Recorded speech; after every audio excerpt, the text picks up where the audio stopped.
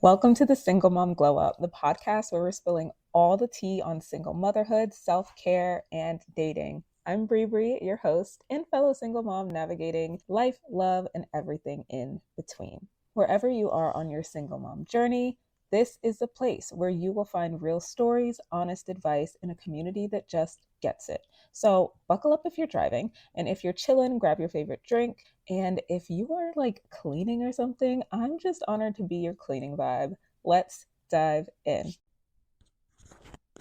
Hello, darlings. I'm recording this on Monday, August 4th. And yeah, if I sound tired, it's because I am. I've had a rough week.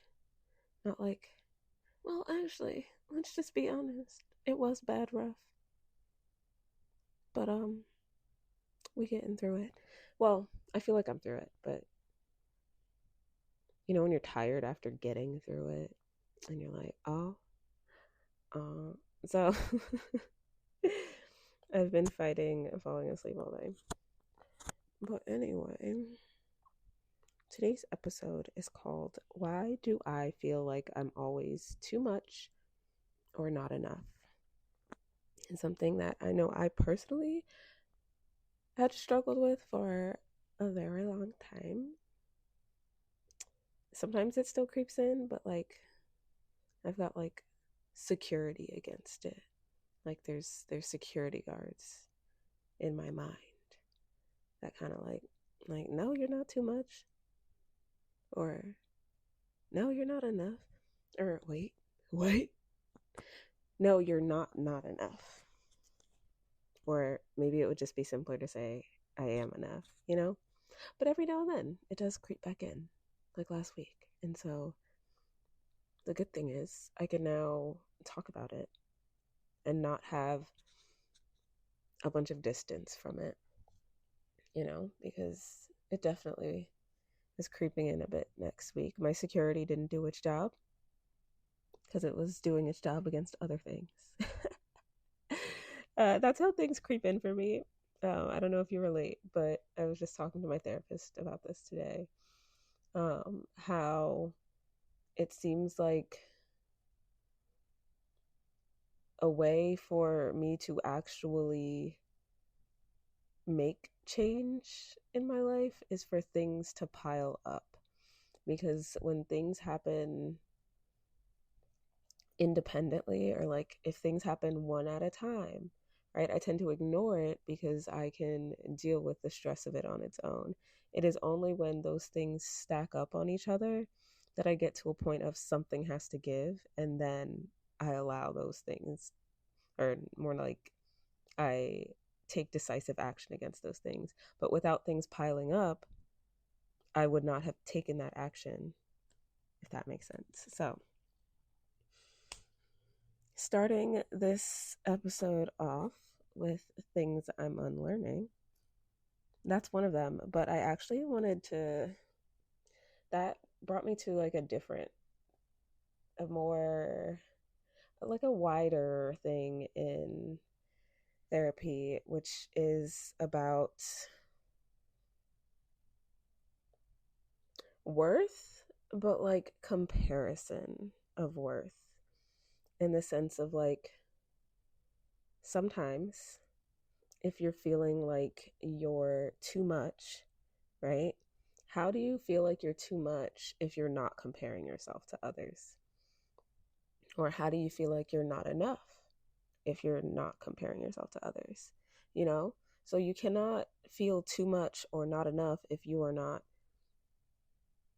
comparing yourself against some baseline, right? And so, what I'd like to speak on today, things that we are unlearning, is the false belief that your worth is tied to how much you give or how well you fit in, how hard you're masking. We're unmasked and unbothered over here, but the only way to be unmasked is to have masked in the first place. You can't unmask if there wasn't a mask there, right? So sometimes our worth is tied to our mask, and when our mask starts to crumble, because one can only maintain a mask for so long, then it feels like your worth is crumbling with it. But then also that piece on comparison, right? If you are a tree and you are comparing yourself to flowers, right? Or if you are a flower and you are comparing yourself to grass, right? If you are, oh gosh, I don't know grass species. Um, okay, here's a good one. If you are creeping thyme, but you are comparing yourself to clover, right? They're very different plants and they need very different things. Well, they all need water, sunlight, carbon dioxide. At least those plants do. And, a certain balance of nutrients, nitrogen, blah, blah, blah, plant science and biology, right? But they need different quantities of it, right? They need different amounts of sunlight, they need different amounts of water, right? And so when you are neurodivergent, but you, one, have been masking for most, if not all, of your life, and two, are in a society where all the advice, all the guidance is for neurotypical people, you're sitting there and you're doing all the things the right way and it's not working for you. You're watering yourself at flower quantities, right? And I'm saying flower as if flowers don't have very different needs depending on the flower. But you're watering yourself at flower quantities when whole time you're a tree. Like, it's not even, you can't compare the two, right? You're sitting there, you're a tree, you're like, oh man,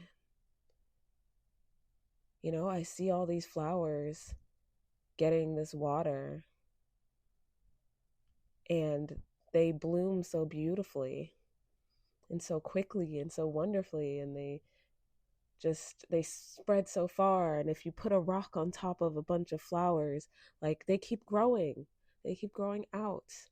And then it's me, and I'm a tree, and that amount of water basically does nothing for me. Like, I feel like I am starving of water, and I feel like I am not thriving. I do not grow nearly as fast as they do, and if you put something in my way while I'm growing, I have to take all this time, energy, and effort to grow around it. Like, I can't just grow outside of it, I just grow around it, and that takes so much out of me.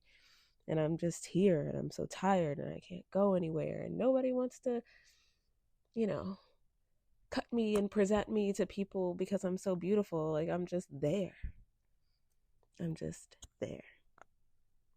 Right? But the thing is, first of all, that sounds a little bit ridiculous, right? Like, trees are uniquely beautiful, flowers are uniquely beautiful. I'm not knocking flowers either. Flowers are great.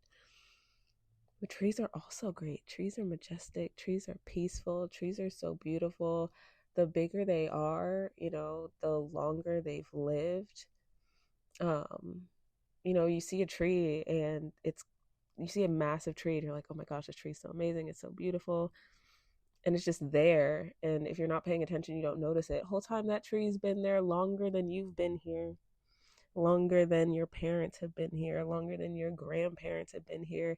It's seen some things, it's been through some things. It's absolutely gorgeous. Right? You're not sitting there being like, oh man, I wish that tree was a flower. Like, really? No, that's ridiculous, right? But we tend to do that to ourselves, right? You're not sitting there like, oh, that tree is too much. No, right? That tree's not, it's like, that's silly, right? And so taking that approach, or I guess not taking that approach, is what we're unlearning this week. Okay? And maybe being too much for some people just means that you are finally taking up the space that you are always meant to. Because you're not a flower, my darling. You are a tree. Okay? I want you to pick a tree. When you are next able, just look up a tree and you pick a tree that you like. And the next time you're feeling like you're too much, or that you're not enough, or that you're not growing quickly enough, I want you to think about that tree or look at a picture of that tree and be like, that's me. I gotta wait.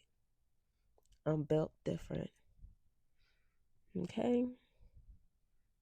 Okay, so next segment, voice note to my younger self. I need to take a minute. Okay, here we go.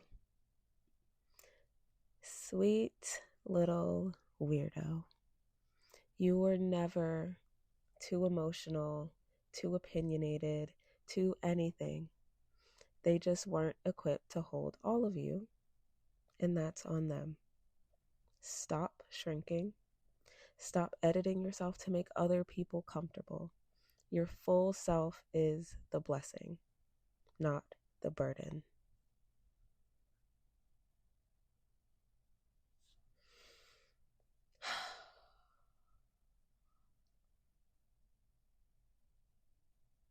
I just had to let that set in.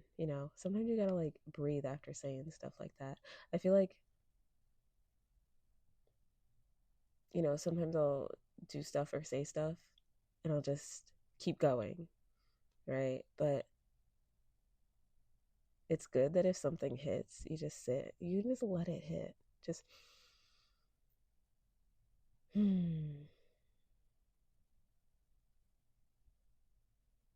feel like it's an act of rebellion to just slow the heck down. All right. So, speeding up now. Let's get into story time. So, let's see. All my life I've been called I'm called a lot of things actually. But one thing that continually comes up is being too sensitive. And that used to be a bad thing. I was born in the 90s, if that provides any context for you.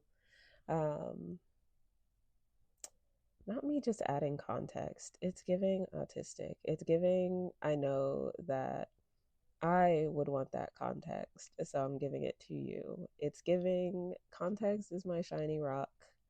Here you go, friend. But I was born in the 90s, and I feel like a lot of us millennials, if we were sensitive,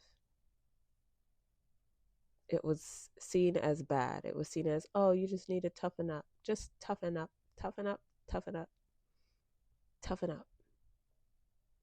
And I don't know.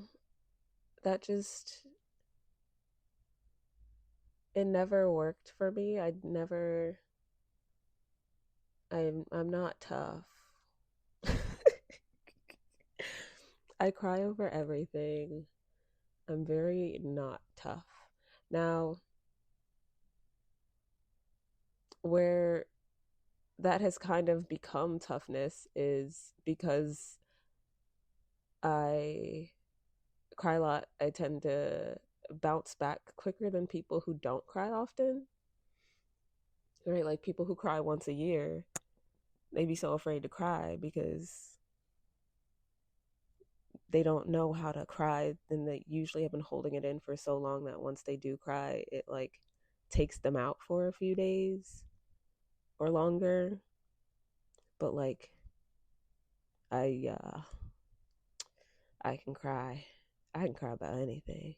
I was watching Arrow earlier and I almost cried. And like I just be crying, right? And sometimes it's like silly, harmless Pisces moon. I cry about everything. But sometimes it's like it's big stuff, it's major stuff, it's painful stuff. Um and that's been my whole life. That's I've always been sensitive, and the advice was always, like I said, to toughen up, and I never did. I honestly don't even know what it means.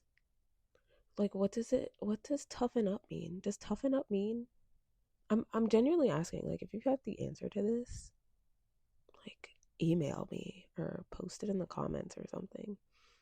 Preferably email, because I don't know how to check comments, but I don't know if I get notifications when there's comments. I don't know. But oh god, what was I talking about? Oh yeah, I don't know what toughen up means. Like, does it mean to just pretend it didn't hurt your feelings? Does it mean to not have feelings? How do you not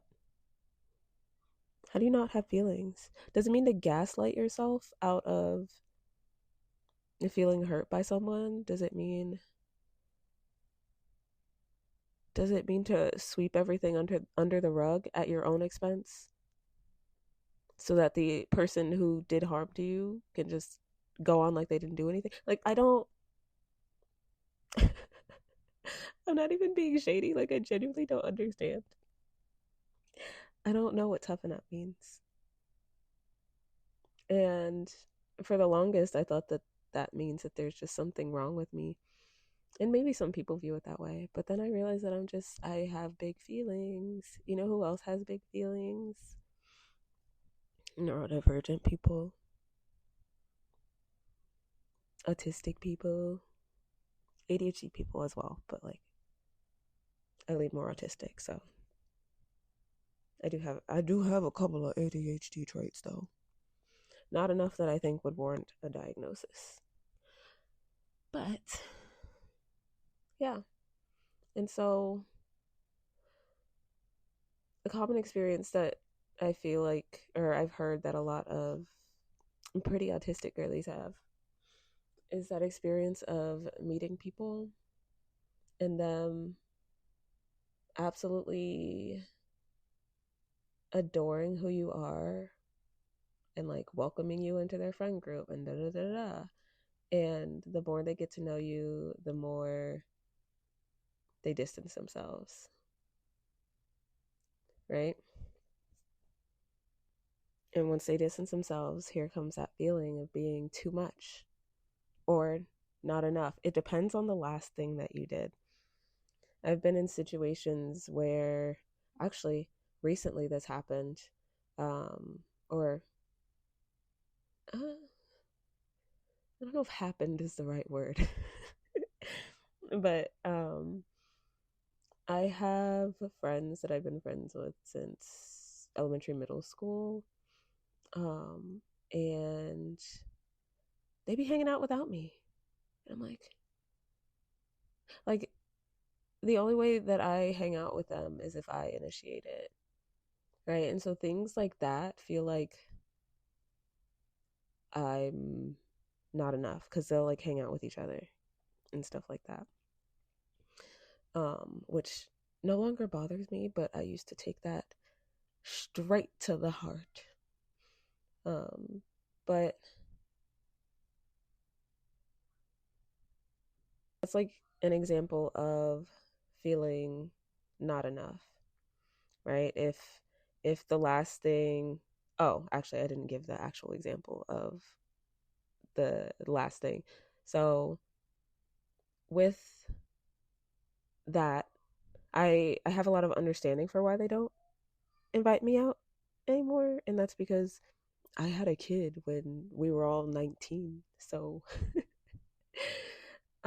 when that happened, over time, me declining invites over and over and over again because I had a baby and they did not, that took me off the invite list, right?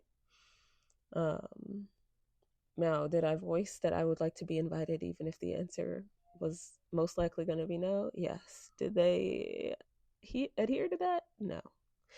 So there's still an issue there, but it is what it is, right? But the last thing was me not being present enough because I wasn't able to be present enough. And so that left me feeling like, okay, I'm not enough, right? On the contrary, if it was an experience where, like for me back in high school, I used to be super touchy feely, right? A lot of, when it comes to autism, the stereotype is that you're not touchy feely and that you don't like people touching you. But the thing about autism is there's two extremes usually. It's that people with autism tend to hang out on either extreme, and that's also not like either extreme, but like they can fluctuate between either extreme. And so when I was in high school, I was on the like hyper touch side of the touch spectrum, whereas now I'm probably more on the less touch side because with me being that way, um, no one, I don't think, I can't remember anyone explicitly saying this, but I think I started to realize that, oh, maybe I'm too touchy feely, right? And that's why these things, like these people don't want to hang out with me, or that's why this person doesn't talk to me anymore, da da da da, right? And so that's where I was feeling like I was too much. So with those two things, either way, it was me allowing other people's inability or yeah, I can just say I can leave it at inability. Like there are multiple reasons for inability, to hold space for me, their inability to hold space for me. I was letting that define my worth, right? And we not doing that no more. Now what we're doing instead is being ourselves, as unmasked as we can possibly be. That is safe, right? Because in some spaces, unmasking is not safe. But being as unmasked as you can possibly be and letting that bring people to you. And if those people do they're drawn to you at first and then they aren't anymore, that's okay. That's okay. That just means that there's an incompatibility. That does not mean that there is something wrong with you that you need to change. Now, if you're hurting people, Okay, but before we get into the good stuff, you must hear about my free Discord server, the Single Mom Sanctuary. You remember AIM? Discord is like that, and the Single Mom Sanctuary is a curated chat room full of single moms like you. No ads, no overstimulating, brain rotting, doom scrolling content where every 2 seconds someone's trying to sell you something. Okay? Just actual virtual connection with a community of single moms. Make it even better and join us. The link is in the description. So I will see you there. All right, back to the good stuff. that does not count. But everybody ain't for everybody. Okay? You ain't for everybody. I'm certainly not for everybody. And that's okay. Because we're trees, baby. All right. Let's get into minding someone else's business because I feel like I just went all over the place with that. So I got a question this week. So I'm not, they want to remain anonymous. But I got this question, which is an interesting question. I'm excited to share my opinion on this, but I do want to just say that just because I am a licensed professional does not mean that I am your licensed professional. And if I am actually your licensed professional, on this podcast, I am not your licensed professional. Okay? I am no one's licensed professional here. This advice is not meant to be for you to take it and say your therapist told you to do it. I'm not your therapist, okay? And if I am your therapist, I'm not telling you to do this. Okay? This is just me as me minded someone else's business. Okay? All right. So the question is, hey Bree, do you think it's wrong to ghost someone I've been on a few dates with? I don't like confrontation, but also don't want to be a jerk.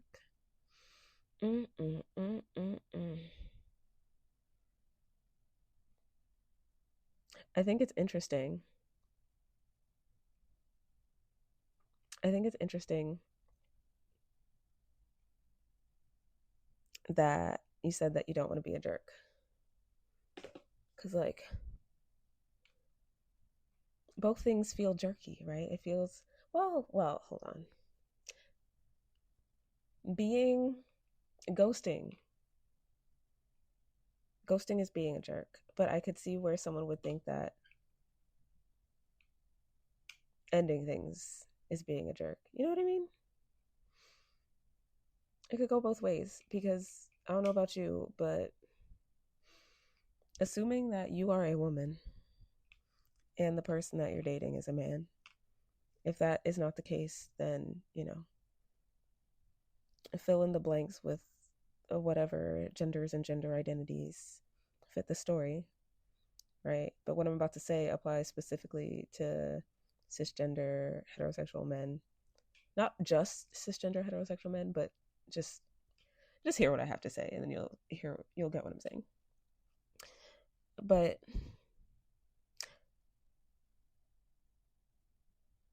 these men can't handle rejection sometimes, and that can be very scary, right? How many stories have you heard of someone rejecting a guy and getting shot? Someone rejecting a guy and being stalked for 5 years.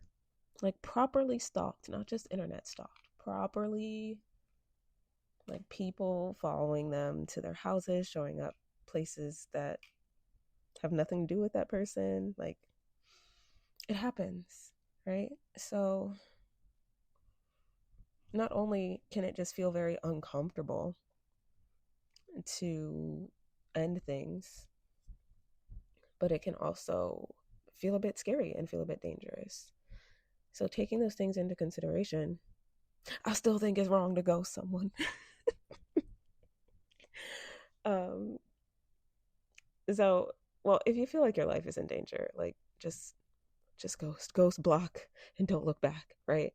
Your life, like risking your life isn't worth being a good model citizen, right? But if you do not think your life is in danger, if you did not give off any like dangerous vibes, then the right thing to do would be to just say something, just say a little something. It doesn't have to be much, right? It really doesn't have to be much. You can literally just say, like, hey, I'm not feeling this anymore.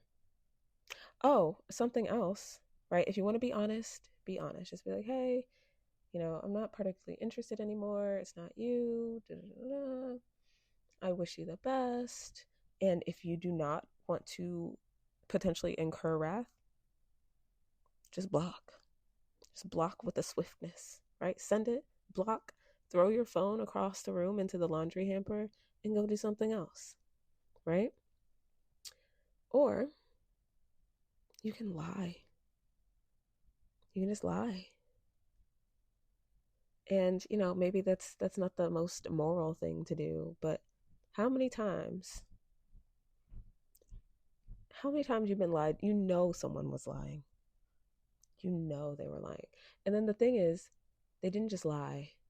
They lied and ghosted because their lie was very open-ended. I had one guy years ago. He was like, what was his lie? Oh my gosh, I can't remember. Oh, something. I think he'd like applied for an apartment and it like didn't go through or whatever, so he had to continue living with his mom and he was upset about it. He was like, "Yeah, I'm not really focused on dating right now."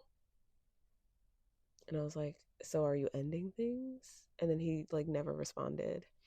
Um, but stayed following my Instagram and didn't block me from his, at least not at first, and was still acting the same on Instagram. You know, following. This was back when Instagram showed you who people were following, showed you what they were commenting on stuff, showed you what they were liking, like back when it had the activities tab. He was still doing all the same stuff. I'm like, you could have just said you weren't interested anymore. We literally only been talking for a month. Um, but yeah, there's that one. And then a different guy a couple years later made up some weird story about his he said he had to go help his aunt with his grandma. And I was like, I can tell a lie when I see it. It was such a bad lie. He's like, oh yeah, I have to pick up my grandma from the airport and bring her to my aunt's house. I was like, okay, cool. He's like, oh man, I don't know when I'm gonna be able to hang out with you again. I gotta help my aunt with my grandma. I'm like, that's the stupidest lie I've ever heard. Goodbye. Forever. But then I had some of his stuff, and so I was like trying to coordinate that, but I ended up just dropping his stuff off and leaving it on his car. And I was like, your stuff is hanging on your mirror. You can get to it whenever you get to it, or someone's probably going to steal it because you live in the hood. So I hope it got stolen. Anyway, where was I? Oh, yeah. So people lie. And so I'm not saying you should, but I'm saying if the truth doesn't feel right to share, lying is better than ghosting. Do not lie, then ghost. That's two evils put together, right? But if you are going to have to choose between two evils, lie.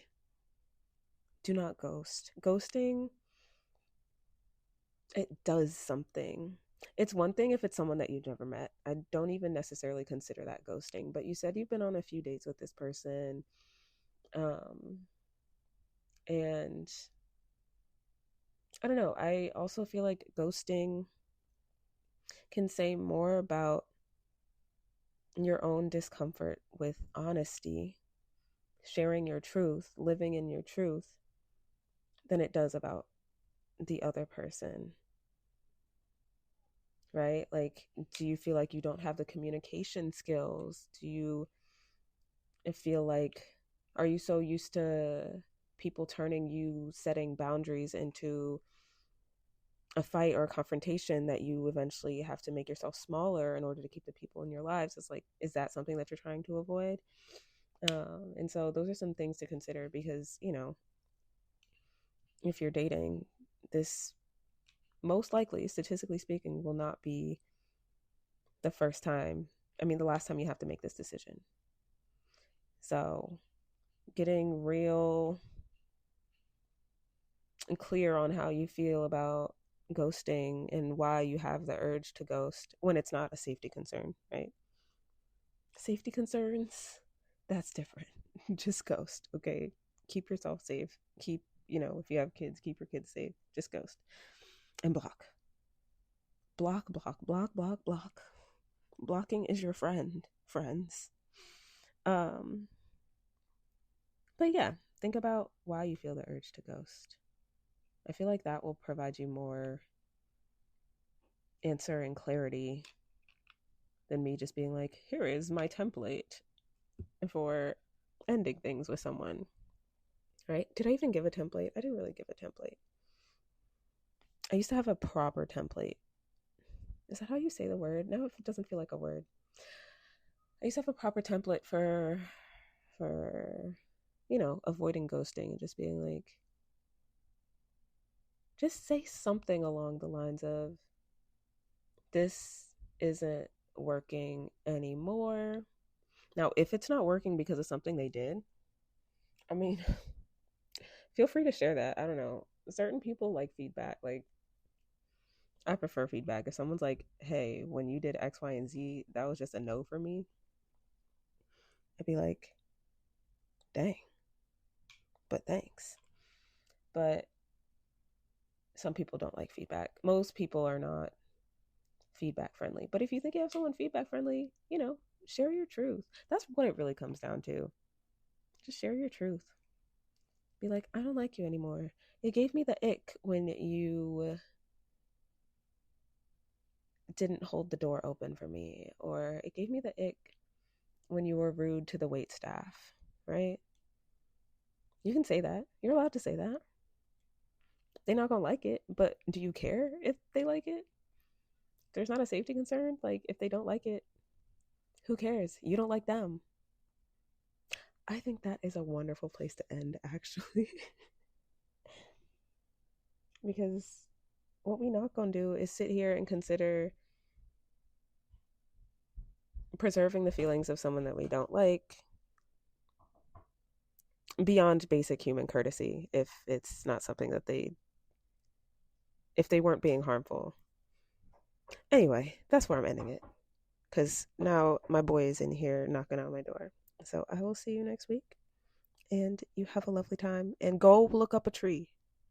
If you resonated with anything shared today, join us in the Single Mom Sanctuary Discord server and immerse yourself in our amazing community of single moms. The link is in the description, and make sure to hit that follow button. Subscribe if you're watching me on YouTube so you do not miss future episodes where we'll dive even deeper into navigating single motherhood and glowing up in every area of life.